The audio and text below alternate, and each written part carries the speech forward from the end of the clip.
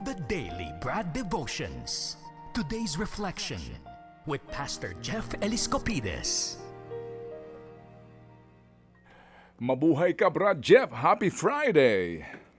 Yes, happy ang Biyernes, Brad Ted, lalo na sa iyo at kay Chacha. Good morning, everyone. Good morning! At ito na, ang inaabangan ni Manong Tuts at maging ni Ate Nati Ocampo Versosa at ni Ma'am Aida Chua. Go, Pastor! Yes, good morning po sa inyong lahat.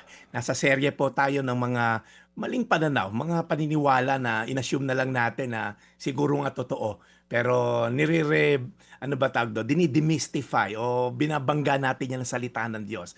Ngayon po, yung paniniwala na God has forgotten me. Meron mo ba rito, naalala niyo po yung mga season na parang pakiramdam mo lang, nagsara yung langit, o delay yung sagot, o hindi na tayo dinidinig ng Diyos. At minsan, habang nakikita mo yung iba, binibless, may mga kanya-kanyang breakthrough, bakit ako, Lord, ang tagal? Kinalimutan mo na ba ako?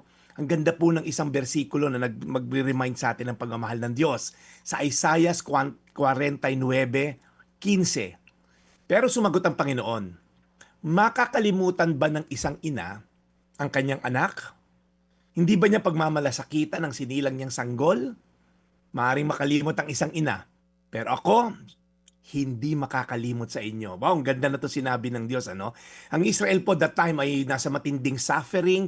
They are in exile. Ibig sabihin na talo sila ng kalabang bansa. They are in captivity. Pakilamdam nila, iniwan na tayo ng Diyos. Pinabayaan na tayo. Kala ko ba chosen nation tayo? And then sabi nga nila sa verse 14 prior sa binasa natin, iniwan na tayo ni Yahweh, kinalimutan na tayo ng Panginoon. And maaaring iba sa inyo, nandyan ngayon, nasa ganyang sitwasyon. Maaaring silent si Lord at ang feeling mo, wala na, nagkalimutan na. Pero ang truth, sabi dito sa versikulong binasa natin, nagtanong si Jesus, si God, makakalimutan ba ng ina ang kanyang anak?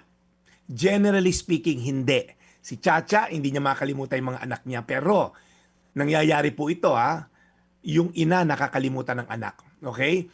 Minsan may mga nanay na talagang intentional na iniwanan ng anak. May mga iba pa nga po, pinalaglag ang sariling anak. Now, sabi ni Lord, kung yung sarili niyong ina makakalimutan kayo, ako hindi. Hindi ko kayo kakalimutan kailanman. Katulad ng kaninang news ni Chacha dun sa bago natin teleserye, talikuran mo man ng Diyos, siya pilit na hahabulin ka. The Prodigal Son story. So kapag may duda ka sa pagmamahal ng Diyos, alam mo, humanap ka lang ng krus. Tumingin ka sa paligid mo. Pag may nakita kang krus, it's a powerful reminder, hindi tayo kinalimutan ng Diyos. Pinadala niya ang kanyang bugtong na anak upang tubusin tayo sa ating mga kasalanan 2,000 years ago. Para alam mo lang at alam ko, hindi nakakalimot ang Diyos sa kanyang mga pangako. Kaya po, number one, remember God's faithfulness. Tandaan nyo, balikan nyo lang kung gaano siya kabait sa inyo in the past. At malamang ma-recall nyo, mabait pa rin ang Diyos ngayon at sa bukas. Pangalawa, magtiwala sa timing ng Diyos. Delay is not denial. Okay? Hindi ngunit delay, dininay ka na. Minsan may mga timing lang si Lord na anak, easy lang. Hindi pa ngayon tamang panahon. At pangatlo, declare mo yung truth. Sabihin mo, mahal ako ng Diyos, hindi niya ako kakalimutan, magpakailanman. So kung may season ka ngayon na feeling mo kinalimutan ka ng Diyos, magbalik loob ka sa Diyos, manalangin ka, magtiwala. Because ang sabi niya sa Isaiah 49:15, sumagot ang Panginoon, makakalimutan ba ng isang ina ang kanyang anak? Hindi ba niya pagmamalasakitan ang isinilang niyang sanggol? Maaari makalimot ang isang ina. Pero ako, hindi makakalimot sa inyo. Tayo manalangin, Panginoon, salamat po sa isang linggo na niremind mo kami mula sa mga maling pananaw na sablay kami, wala kaming kapatawaran, wala kaming mararating sa buhay, wala nagmamahal sa amin.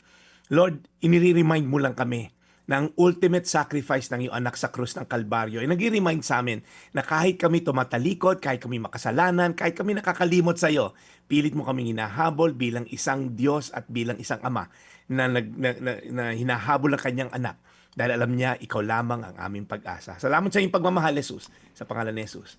Amen. Amen. Panginoon, muli kami nagpapasalamat ng lubos sa araw na ito sa aming napakinggang aral mula kay Brad Jeff. Lord, alagaan niyo po si Brad, lalo pong kanyang kalusugan at ang lahat na nakikinig ngayon sa amin na itong inaabangan araw-araw. In Jesus' name we pray.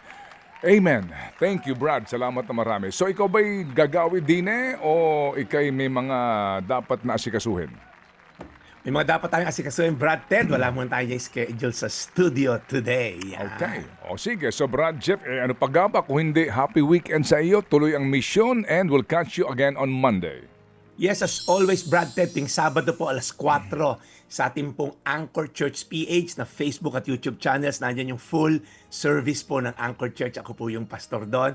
So salamat sa pag-tune in. Ate Mila Wagan, thank you for tuning in. Si Ella at si Joey Nava from Las Vegas, thank you for tuning in. Paalam na ako, Brad Ted. Ito yung Daily Brad, your daily dose of inspiration. At yung nga po, serving the people, Brad Jeff Eliscopides sa ating pong The Daily Brad. Mga kapatid, para sa iba pang mga balita at impormasyon, sundan niyo po kami sa X, Instagram, Facebook at syempre sa TikTok, True Network PH. Mag-subscribe din po kayo sa aming YouTube channel, True Network. May website din po tayo, truenetwork.ph. At pwede nyo rin po kaming mapanood sa Channel 19 ng aming True FM TV. Lagi pa rin makinig sa radyo dito po sa 105.9 True FM dahil dito, laging po sa'yo, kapatid. Dito tayo sa totoo, tunay at tapat.